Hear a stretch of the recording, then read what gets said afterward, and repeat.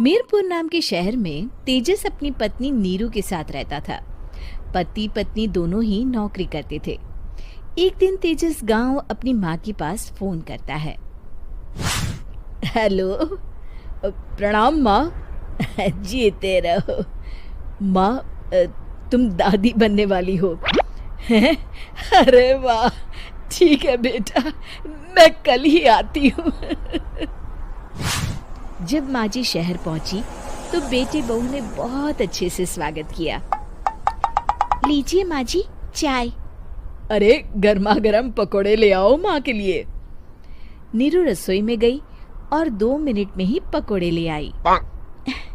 जी ये लीजिए। बहू, जादू से बनाए हैं क्या?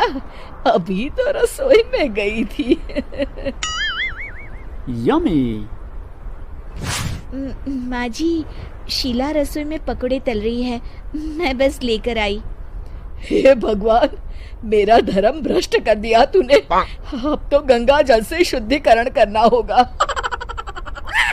दूसरे दिन, माँ जी मैंने नाश्ता बना दिया है, ऑफिस जा रही हूँ।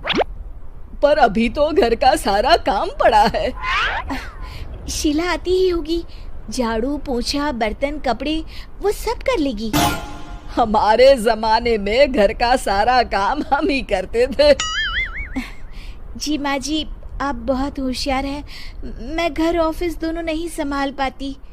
तो जरूरत क्या है घर से बाहर जाकर चाकरी करने की?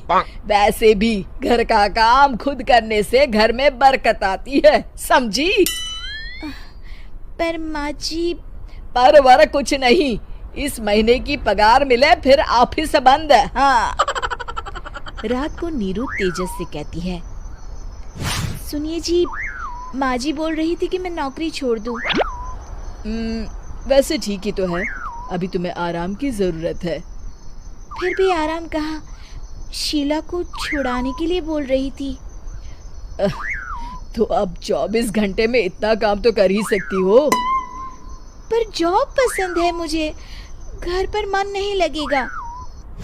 अगले दिन जब दोनों ऑफिस के लिए निकल रहे थे, मेरी तो कोई कीमत ही नहीं है इस घर में। माँ जी, आजकल महंगाई बहुत है, रहन सहन भी बदल गया है, दोनों नौकरी करते हैं तभी ठीक रहता है। अच्छा, तू कहना क्या चाहती है? मेरा बेटा तुझे बिठा के खिला नहीं सकता? तू ही इस घर का खर्च चला रही है, हैं? नहीं माँ जी, मेरा वो मतलब नहीं था।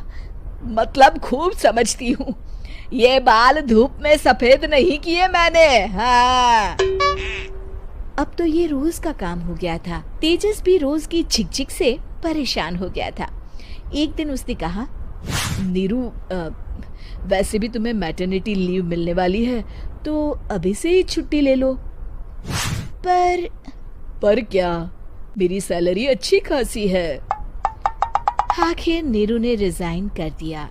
जब बच्चा हुआ तो घर में सब बहुत खुश हुए। कुछ दिनों बाद तेजस फाइल देख रहा था। क्या हुआ तेजस, कुछ परेशान लग रहे हो? हाँ, वो हमारी जितनी सेविंग्स थी वो तो हॉस्पिटल में और छठी के फंक्शन में खत्म हो गई है नीरू। और अभी वैसे मंदी चल रही है तो मैं बोल रही थी कल मुन्ना को हेपेटाइटिस का टीका लगवाना है। नीरू, क्या पोस्टपोन नहीं कर सकते? नहीं जी, बिल्कुल नहीं।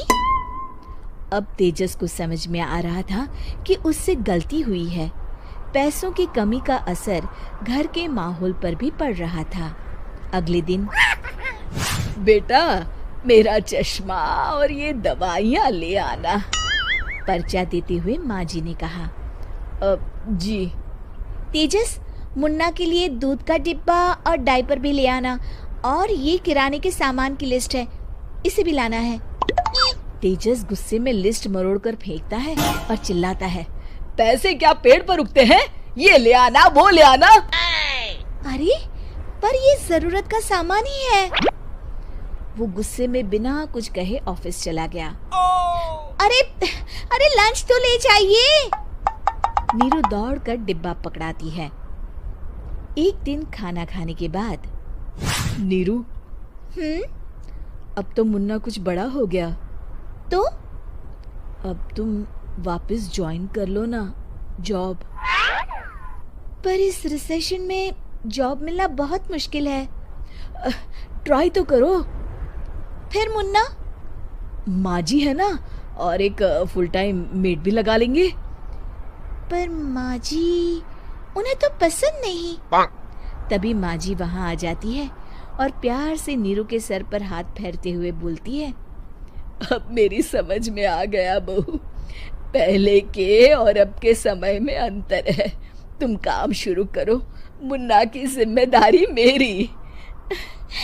मेरी प्यारी माँ जी। ये कहकर नीरू उनके गले लग गई। शिक्षा, परिवर्तन संसार का नियम है, हमें भी समय के साथ चलना चाहिए। उम्मीद है कि आपको हमारी ये कहानी पसंद आई होगी। कृपया हमारे चैनल को सब्सक्राइब करें और सभी अपडेट्स के लिए बेल आइकन जरूर क्लिक करें। और हाँ, वीडियो लाइक और शेयर करना मत भूलिएगा। Bye bye.